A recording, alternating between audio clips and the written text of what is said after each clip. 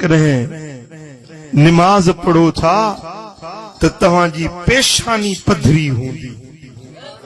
साईं फरमाइनि था जॾहिं निमाज़ी क़यामत जे ॾियारे में उथंदा तो उनजे वुज़ूअ जा 5 उज़वा ईअं चिमकंदा जीअं चोॾहीं जो चंड थो चिमके। चोॾहीं जो चंड जे चिमकी रहियो आहे न, क़यामत जे ॾियारे में निमाज़ियुनि जा चेहरा बि ईअं चिमकंदड़ हूंदा। 5 उज़वा वुज़ू वारा चेहरो, 2 बाहूं, 2 पेर, ये 5 ई उज़वा 14 जे चंड वांगुरु रोशन हूंदा। ऐं मदीने वारा फरमाइनि था त मां इन निशानियुनि ते सुञाणी उन्हनि खे पाण सां गॾाए जन्नत ॾे वठी वेंदुसि।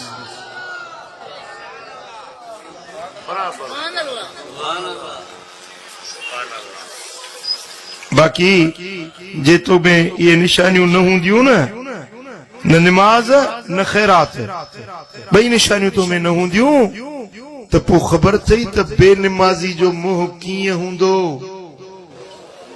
जी जी अलैहा ग़बरतुन तरहकुहा कतर, बेनिमाज़ुनि जे बूथ ते मिट्टी पियल हूंदी, उन्हनि ते काराण मलियल हूंदी, शिकिलियूं कारियूं थियल हूंदियूं।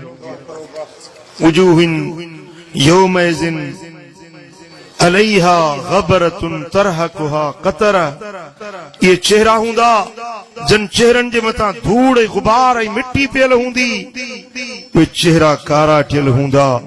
यौम तबयद्दु वुजूहुन व तस्वद्दु वुजूह, क़यामत जे ॾियारे में हिकिड़ा चेहरा रोशन ऐं चिमकंदड़ ऐं नूरानी हूंदा ऐं हिकिड़ा चेहरा वरी कारा थियल हूंदा।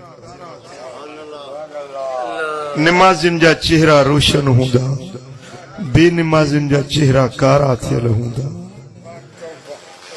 तव्हां छा था चओ, पंहिंजा चेहरा रोशन बनाइण चाहियो था?